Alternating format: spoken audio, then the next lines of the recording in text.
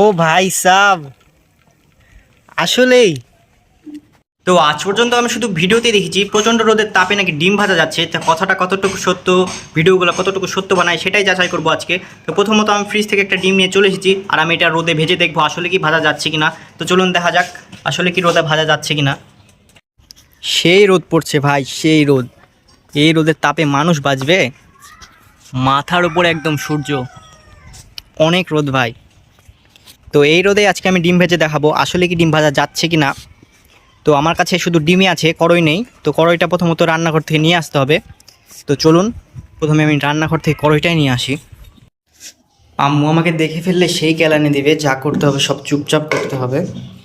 তো এত বড় কড়াই তো ডিম ভাজা যাবে না, একটা ছোট কড়াই দেখতে হবে। ছোট কড়াই কই জানি ছিল, পেয়েছি।